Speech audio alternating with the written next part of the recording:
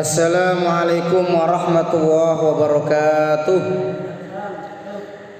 Bismillahirrahmanirrahim. Alhamdulillah al-malikir rahim. Wassalatu wassalamu ala nabiyil karim wa ala alihi wa sahbihi dzawil qalbi salim. Qala ta'ala fi mukami tanzilih. A'udzu billahi minasyaitonir rajim. Allahu yuhibbul mutahhirin. Amma ba'du. Yang pertama, marilah kita panjat perbanyaklah mengucapkan hamdalah atas segala nikmat-nikmatnya, terlebih nikmat iman yang menjadi nikmat yang paling berharga. Tidaklah seorang akan selamat di negeri akhirat kelak kecuali dengan bekal iman yang dibawa.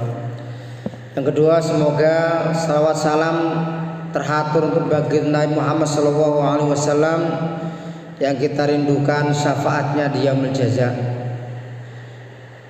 Oleh karena itu, marilah kita perbanyak salawat kepada Rasulullah Muhammad SAW. Wassalamu ala Muhammad Allahumma salli ala alihi wa sahbihi wasallim. Hadirin hadirat rahimakumullah, Allah Subhanahu wa taala berkalam dalam surah At-Taubah ayat 108 yang singkatnya adalah di akhir ayat Allah berkalam fi rijalun yuhibbuna ayyatatahharu wallahu yuhibbul mutahhirin. Di dalam masjid itu Masjid Quba, ada beberapa orang kaum laki-laki yang mereka yatatahharu, bersuci. Allah cinta orang-orang yang mensucikan, bersuci. Ayat tersebut berkenaan dengan kebiasaan sahabat Rasulullah di Masjid Quba. Saat mereka beristinja, mereka menggabungkan antara penggunaan batu dan air. Dalam pembahasan fikih, yang paling utama menggunakan batu dan air. Tetapi seandainya kita menghendaki mencukupkan salah satu, batu atau air, maka yang paling utama adalah menggunakan air. Allah memuji mereka karena sudah semestinya seorang yang akan masuk ke dalam masjid harus dalam kondisi yang suci, dan mereka melakukan bersuci dengan sesempurna mungkin, yaitu dengan menggabungkan air dan batu, itu istinja. Islam sangat menganjurkan seorang untuk memperhatikan kebersihan, khususnya bagi yang akan mengerjakan sholat, maka harus bersih dalam 3 hal: bersih tempat sholat, bersih anggota tubuh, dan bersih pakaian. Jika di tempat sholat ada najis, maka harus dibersihkan. Jika pakaian terkena najis, maka harus dibersihkan juga. Pakaiannya kena najis, najisnya di mana, dibersihkan. Jika tubuh terkena najis atau dalam kondisi hadas kecil atau hadas besar, maka harus bersuci terlebih dahulu. Jika hadas kecil maka dengan berwudu, dan hadas besar maka dengan mandi. Kemudian selanjutnya kita bahas mengenai tentang keutamaan menjaga kebersihan, menjaga kesucian. Ada beberapa hal yang istimewa terkait mengapa kita harus menjaga kebersihan. Yang pertama keutamaannya adalah mencegah munculnya wabah dalam keluarga maupun masyarakat. Ketika dalam sebuah masyarakat terbiasa hidup kotor dan tidak menjaga kebersihan, maka secara individu akan mudah terserang penyakit kamaya rata wadus berhari-hari, ya, itu akan tubuhnya gatel, timbul penyakit, ya. Terserang penyakit dan bakteri, dan dalam skala besar bisa menimbulkan penyakit dan wabah.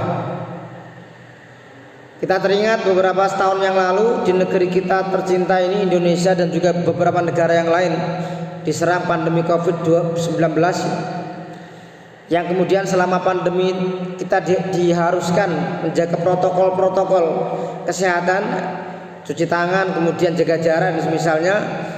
Masalahnya kebiasaan itu kemudian saat ini orang banyak melupakan. Dulu kalau orang mau masjid cuci tangan, mau apa saja cuci tangan, masuk rumah cuci tangan ya.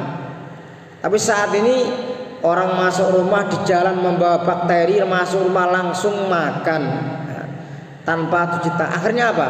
Bakterinya kemudian menjadi penyakit. Itu yang pertama. Yang kedua, di antara keutamaan dari menjaga kebersihan adalah menjaga kebersihan termasuk dari separuh atau sebagian dari iman. Salah satu tanda kesempurnaan iman seorang adalah dengan kebiasaannya menjaga kebersihan. Lihatlah ketika banyak orang yang buang sampah sembarangan, maka yang terjadi adalah banjir menenggelamkan kampung-kampung dan kota-kota.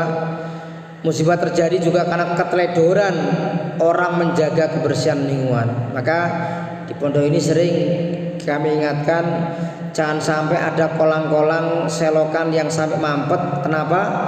Khawatirnya ke depan itu menjadi banjir.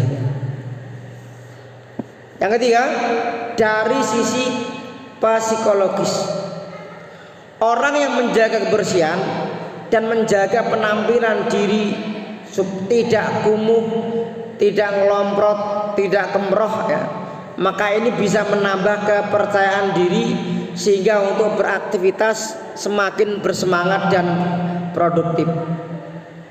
Beda kalau misalkan kira-kira kalau misalkan 3 hari belum mandi masuk kelas, apakah pede nggak Mas Khalil? Jadi secara psikologis seorang harus menjaga penampilan. Masuk masjid ya harus kondisi yang baik. Masuk masjid pakaiannya disemprot minyak wangi, orangnya juga mandi ya. Jangan sampai tiap hari nggak pernah mandi, kerjaannya nyemprot baju ya. Masuk masjid bajunya wangi, baunya itu semerbak sehingga kemudian menimbulkan pencemaran ya. Kemudian yang keempat, keutamaan menjaga kebersihan bisa kita lihat dari sisi ibadah. Kenapa? Ibadah itu kan jelas bahwa seorang diterima ibadahnya kalau dia dalam kondisi yang suci. Orang ketika mau sholat, mau tawaf harus suci dari hadas kecil dan hadas besar. Kalau orang misalkan dia sholat kok dia kentut, batal, ngulang dari awal. Misalkan sholat isya 4 rakaat, dapat 3 rakaat kentut, ya dia diulang lagi dari awal. Wudu, ngulang dari rakaat pertama, nggak boleh mentang-mentang sudah 3 rakaat kentut, tambah 1 lagi salam, nggak boleh ya. Beda dengan tawaf. Kalau tawaf itu misalkan tawafnya kan 7 putaran, sudah mendapatkan 4 putaran,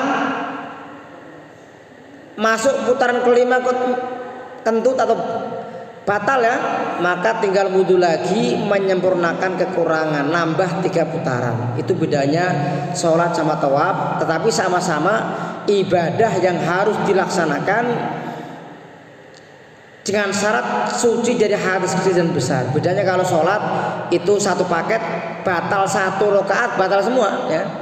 Tapi kalau tawaf batal kurang 3 rakaat, ya tinggal disempurnakan tambah 3 lagi ya. Kemudian yang kelima, di antara keutamaan menjaga kebersihan adalah menjaga kebersihan itu akan menambah keindahan. Kalau kita punya rumahnya bersih, kita tata rapi, maka sedap dipandang mata. Nampa tamu yo ora isin ya. Tapi kalau rumahnya berantakan seperti kapal pecah ya, maka kalau ada tamu yang datang, sebentar ya tunggu di luar ya. Ternyata yang tamunya di luar nunggu 1 jam, tuan rumahnya bersih-bersih dulu ya, ini masalahnya ya. Jadi kalau orang rumahnya berantakan itu terasa tidak nyaman ya. Termasuk tamu yang datang di rumah orang dan rumahnya morak-marik, mocar-macir, maka juga oleh karena itu saya sering ingatkan para keluarga besar di asrama putra-putri, meskipun itu asrama yang mungkin orang luar gak masuk dalam, tetapi tetap dibersihkan tiap hari. Kenapa?